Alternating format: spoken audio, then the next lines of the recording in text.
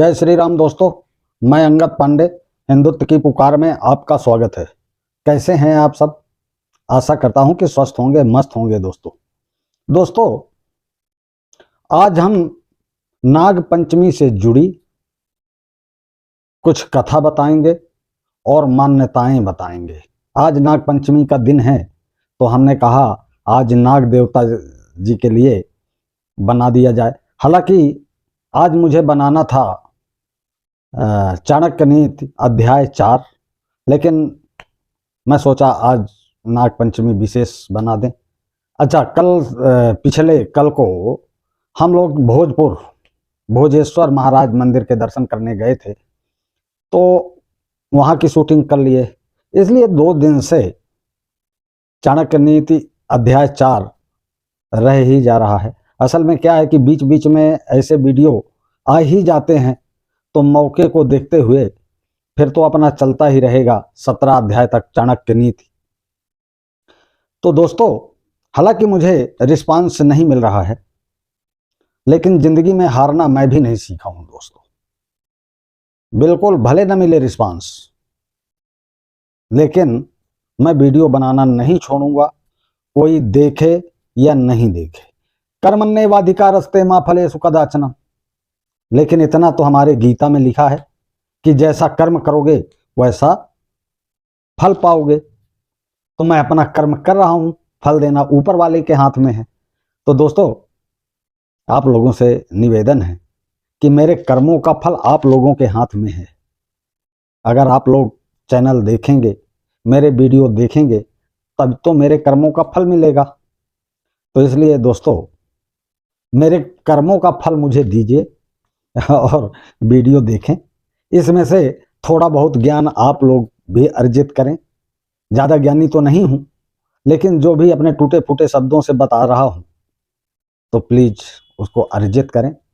तो दोस्तों, अब हम आ रहे हैं नाग पंचमी त्यौहार के विषय में बात करें। लेकिन इससे पहले बता दूं कि नए मित्र यदि पहली बार वीडियो देख रहे हैं तो प्लीज चैनल को सब्सक्राइब कर लें, और पुराने मित्र अगर कोई गलती से या भूल से चैनल सब्सक्राइब नहीं कर पाया है तो प्लीज सब्सक्राइब कर लें।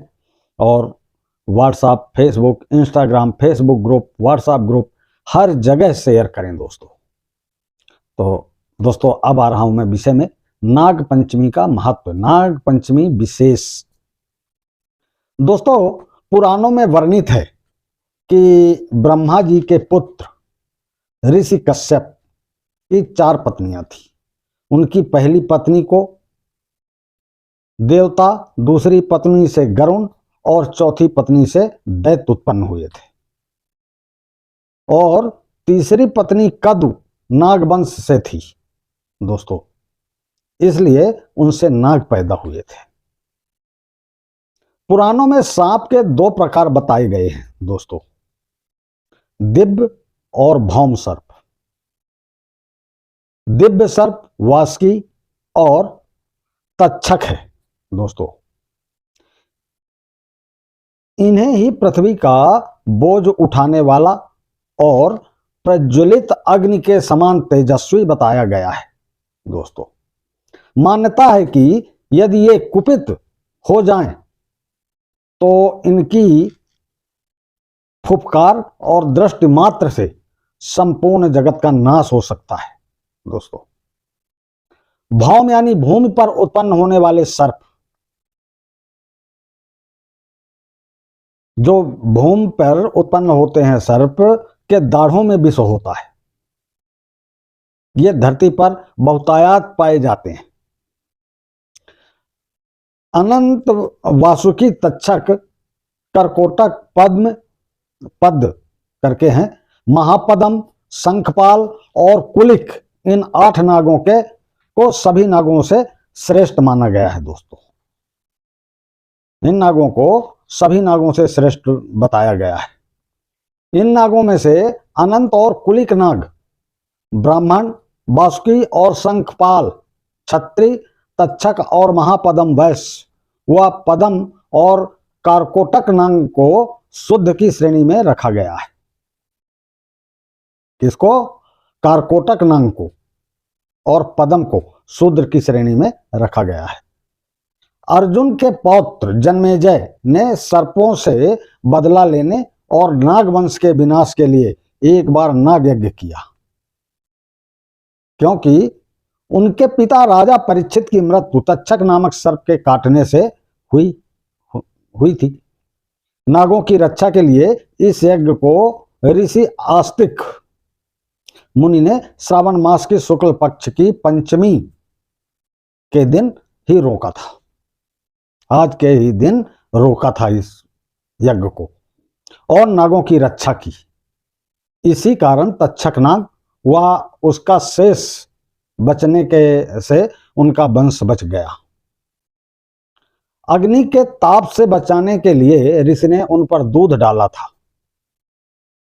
तभी से नाग पंचमी मनाई जाने लगी और नाग देवता को दूध चढ़ाया जाने लगा। दोस्तों, श्रावण मास के शुक्ल पक्ष की पंचमी तिथि नाग पंचमी, दोस्तों नाग पंचमी इसीलिए मनाई जा रही है, तभी से मनाते हुए आ रहे हैं और मनाते चले आएंगे। इस तिथि पर नाग देवता की पूजा की जाती है। पंचमी तिथि के स्वामी नाग हैं, इसलिए इस दिन उनका पूजन करने से अनिष्ट टलता है और शुभ की प्राप्ति होती है। दोस्तों,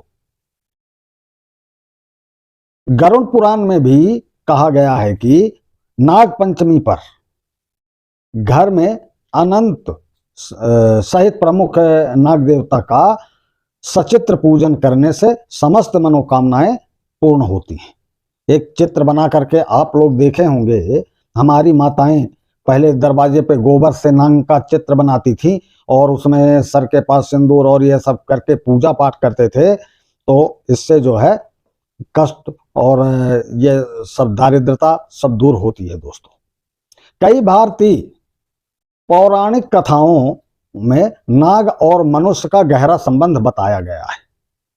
माना जाता है कि शेष नाग के सहस्त्र फनों पर भी पृथ्वी का भार है। सहस्त्र फन है शेष नाग के, उसके ऊपर ही पृथ्वी का भार है। भगवान विष्णु भी क्षीर सागर में शेष सैया पर विश्राम पाते हैं। शिव जी के गले में सर्प का हार है। कृष्ण जन्म पर नाग देवता की सहायता से ही वसुदेव यमुना पार करके वृंदावन पहुंचे थे। समुद्र मंथन के समय देवताओं की मदद के लिए नाग वासुकी आगे आए थे। वर्षा ऋतु में जब सांपों के बिल में पानी भर जाता है तो वह बाहर निकल आते हैं और तब उन्हें मारा न जाए, बल्कि उन्हें सुरक्षित स्थान पर छोड़ दिया जाए। इसकी स्मृति कराने के लिए ही संभव श्रावण मास में यह सर्प पर्व आता है। भारतीय संस्कृति में प्रकृति में पाए जाने वाले समस्त जीवों से मनुष्य का एक खास आत्मीय संबंध देखा गया है। नागदेव का पूजन भी उसी परंपरा की कड़ी है। सर्प या नाग नियंत्रण करते हैं। भारत में कृषि जीविका का मुख्य जरिया रहा है और चूहे वगैरह से खेती में बहुत नुकसान होता है। नाग चूहों का सफाया करके खेतों की रक्षा करते हैं और इस तरह संतुलन कायम करते हैं। भगवान दत्तात्रेय ने के एक गुरु नाग देवता भी रहे हैं।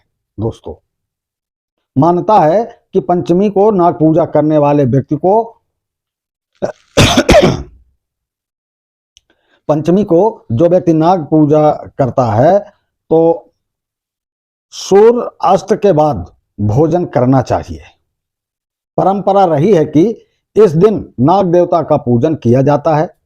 कई लोग सपरिवार नाग देवता का पूजन करते हैं, दूध पिलाने का प्रयास करते हैं, मगर इससे नागों को कष्ट पहुंचता है। वन प्राणियों के लिए कार्यरत कई संस्थानों ने इस बात को प्रमाणित किया है कि नाग देवता पर कुमकुम, अक्षत, अबीर, गुलाल चढ़ाने से उन्हें तकलीफ होती है।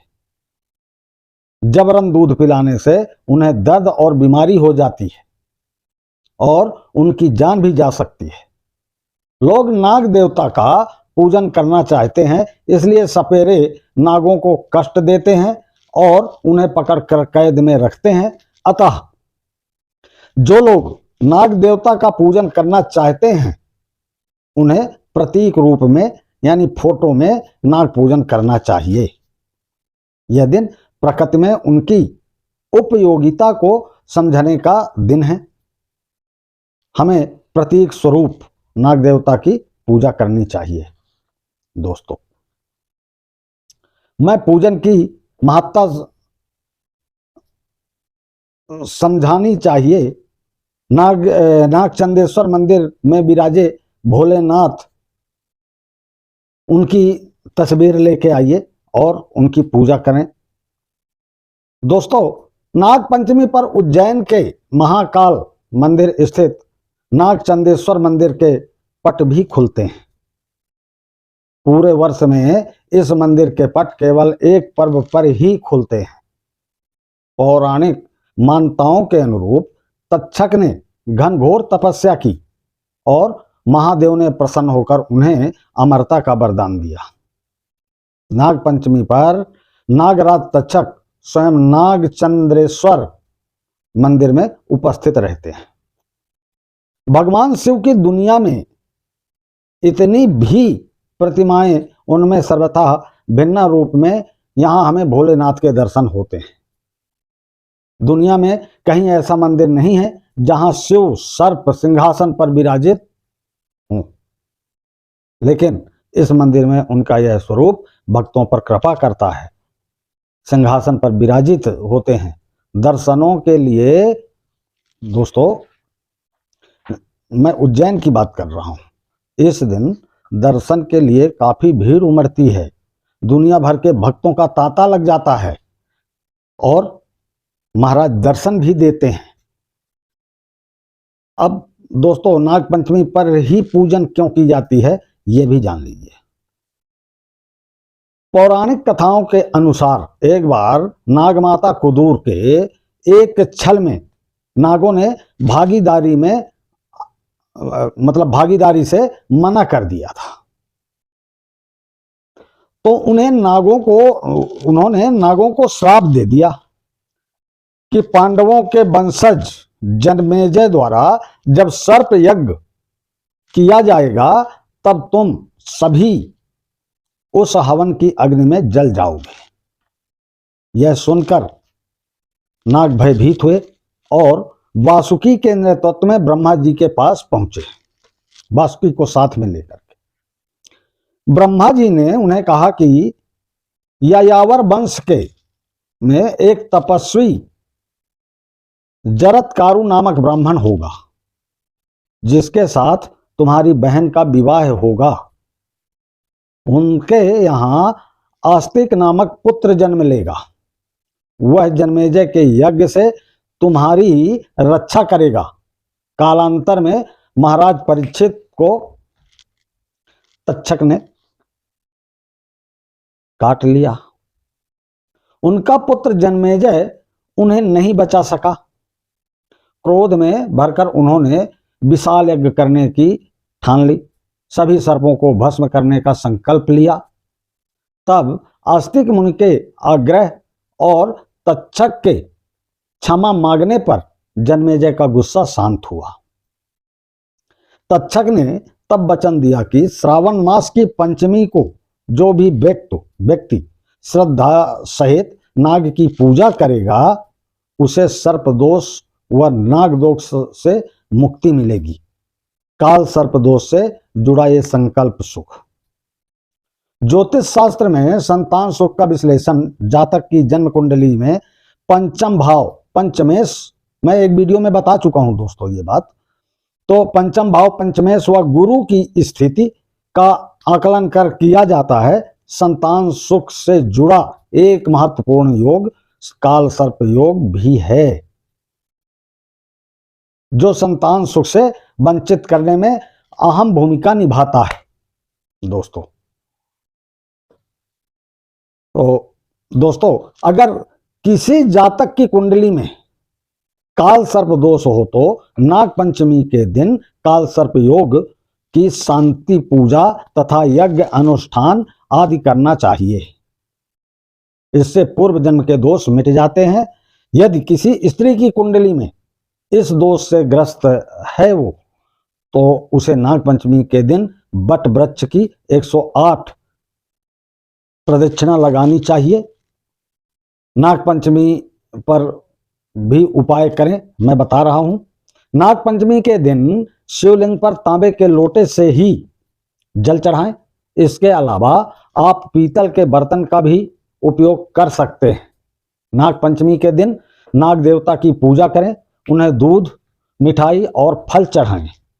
दोस्तों, हालांकि नाग देवता खाते नहीं हैं, पर चढ़ाना चाहिए, देवता हैं। इस दिन भगवान शिव को बेल पत्र चढ़ाना चाहिए और नाग देवता की पूजा करनी चाहिए। नाग पंचमी के दिन किसी बरगद या पीपल के पेड़ के नीचे नाग देवता के लिए दूध रखें। ऐसा माना जाता है कि यदि नाग देवता आपके पास रखा दूध पी लें तो इसका शुभ फल मिलता है। दोस्तों, आज अगर नाग पंचमी विशेष पसंद आया हो तो कमेंट के माध्यम से अवश्य बताएं, और जो मित्र नए आए हैं तो प्लीज चैनल को सब्सक्राइब कर लें, बेल आइकन बटन दबाना नहीं भूलिएगा। दोस्तों, खूब शेयर करें। जय हिंद, जय भारत, जय जय श्री राम, जय नाग देवता।